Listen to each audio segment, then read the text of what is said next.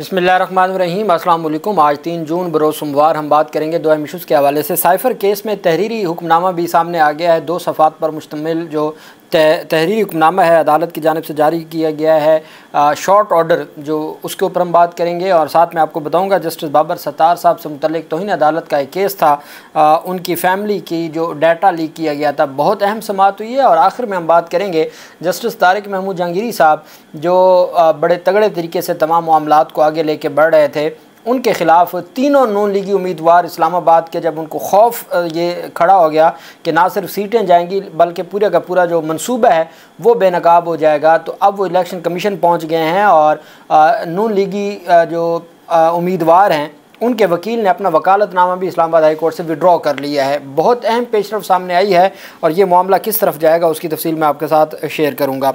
सबसे पहले हम बात कर लेते हैं पाकिस्तान तहरीक इंसाफ की दरख्वास्त पर जो इंतखाबी उज़रदारी की दरख्वास्तें हैं सिंध हाई कोर्ट में, election tribunal Sindh high court का, वहाँ पर मुस्तफ़ा कमाल ने अपना बयान हल्फी और अपना जवाब जमा करवा दिया है। आज समाअत हुई है हल्का N 242 में। PTI उम्मीदवार जो दवा खान साबिर की इंतखाबी उज़रदारी पर रुकन कौमी असम्बली सैयद मुस्तफ़ा कमाल ने सिंध हाई कोर्ट में हसान साबिर एडवोकेट के तवस्सुत से जवाब जमा करवाया, जिसमें चीफ पोलिंग एजेंट समेत 18 गवाहों के बयानात जमा करवाए गए।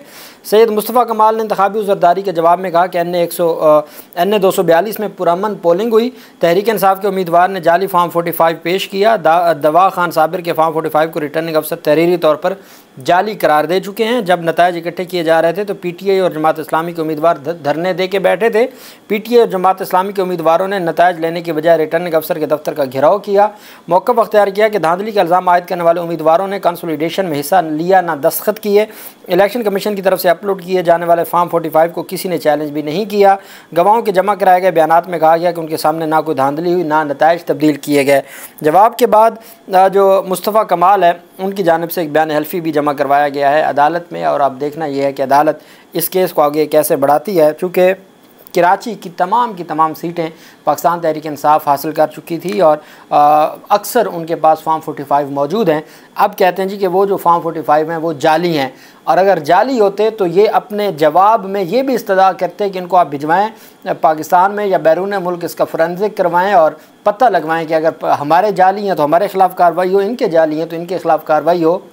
वहाँ 2 जमातों के PTI और जमात इस्लामी के फॉर्म 45 एक जैसे हैं, यहाँ इलेक्शन कमीशन और पीपल्स पार्टी MQM के उम्मीदवार के फॉर्म 45 एक जैसे हैं, जिस पर आगे चल के फिर अदालत इस सारे मामले को देखेगी और देखना ये है कि ये मामला फिर आगे कैसे आगे बढ़ाया जाता है।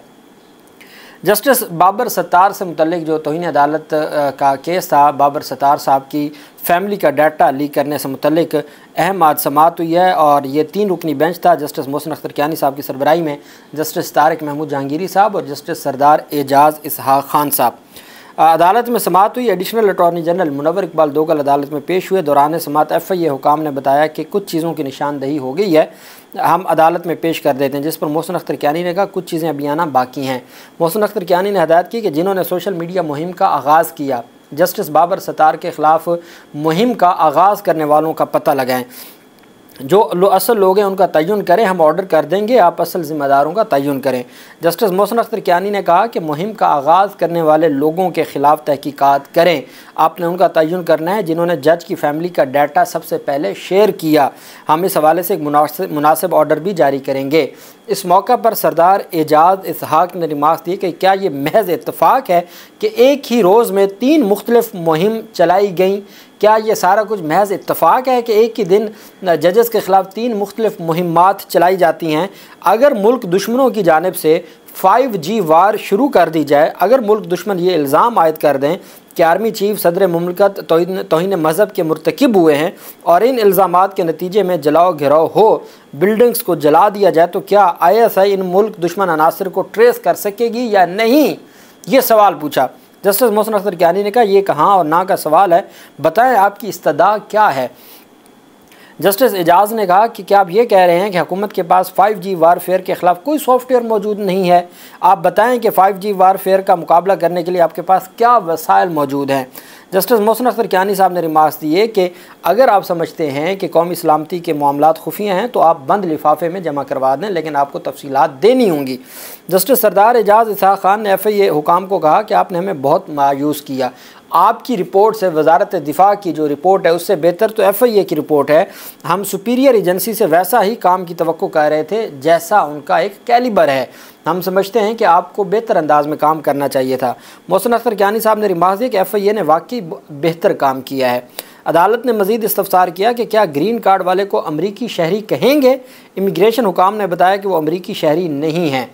आज वफाकी हुकूमत ख़ुद अदालत के सामने ये बात तस्लीम कर रही है कि जस्टिस बाबर सत्तार साहब अमरीकी शहरी नहीं हैं। अदालत ने मज़ीद इस्तफसार किया।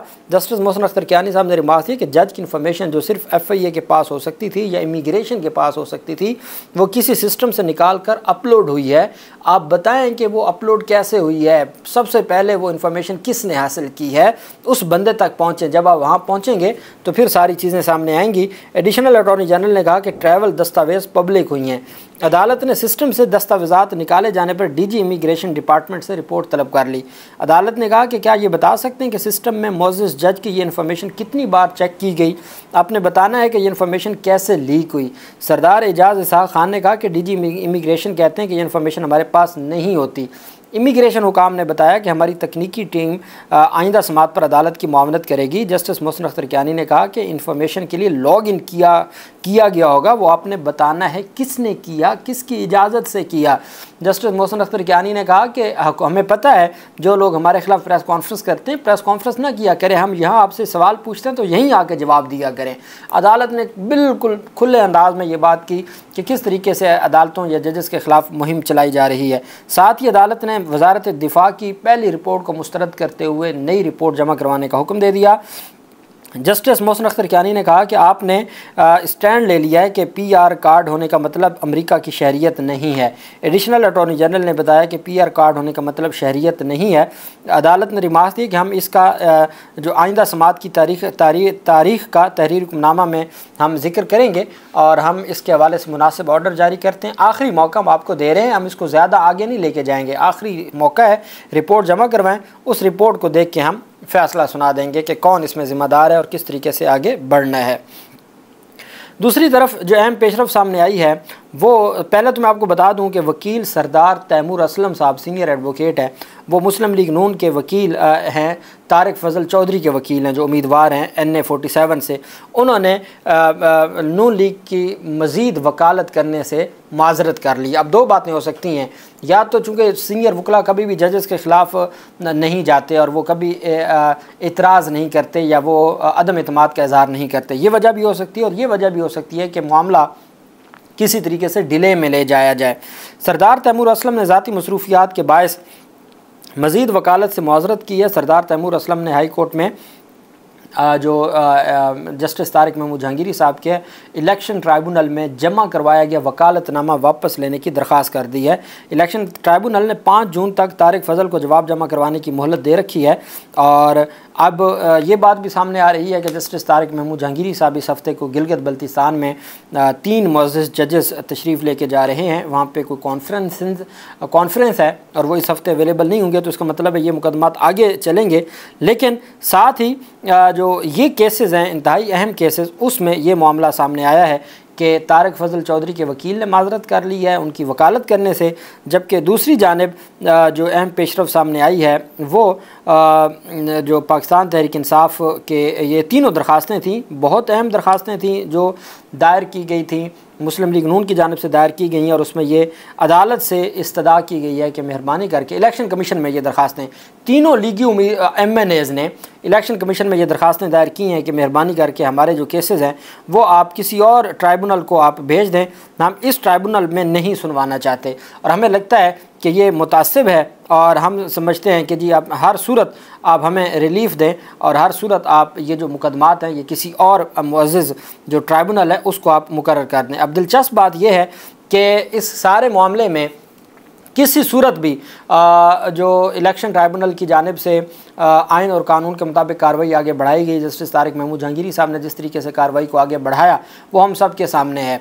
तारिक महमूद जहांगीरी साहब ने इनसे जवाब मांगा, इनको कहा कि आप अपने असल फॉर्म 45 अपने बयान हल्फी के साथ जमा करवाएं। उन्होंने ये कहा कि मैं इसकी फोरेंसिक बहस से करवाऊँगा और अगर कोई झूठा होगा तो मैं जेल में भेजूँगा, अगर जवाब नहीं जमा करवाएंगे तो मैं आपकी मेंबरशिप मुअत्तल कर दूँगा। ये वो सारी चीज़ें हैं, चूँकि ये इस्लामाबाद के लोगों क्योंकि मैंडेट की बात है। यही बात तो आज सारा दिन सुप्रीम कोर्ट करती रही है।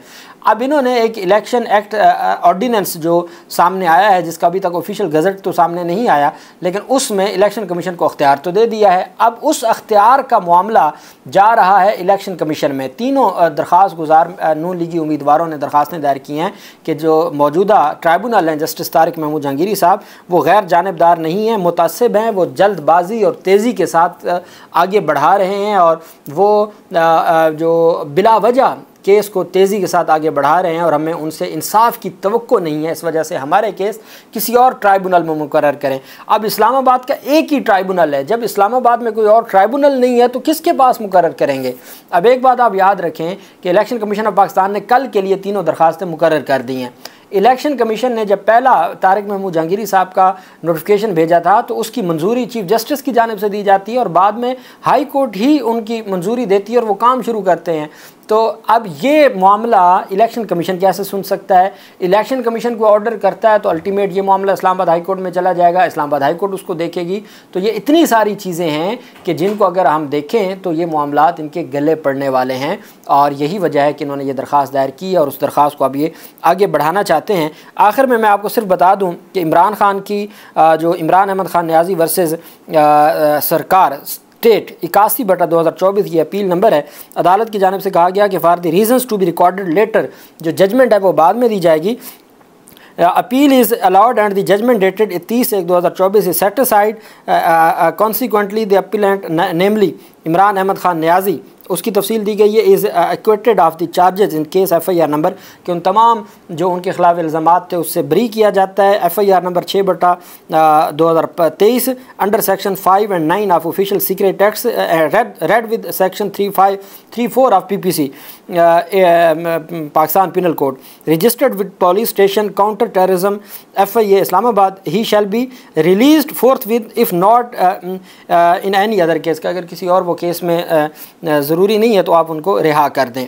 ये अदालत ने तहरीरी हुक्मनामा जारी करते हुए तमाम इल्ज़ामात से बरी कर दिया है इमरान खान को साइफर केस में, और ये सामने आ गया है। अब पहले लाहौर हाई कोर्ट के साथ मामला चाह रहा है ट्राइब्यूनल का, अब इस्लामाबाद हाई कोर्ट के साथ, और ये मामला और आगे जाएगा और चीज़ें मज़ीद बेहतर होंगी। अल्लाह पाक पाकिस्तान का हामी नासिर हो।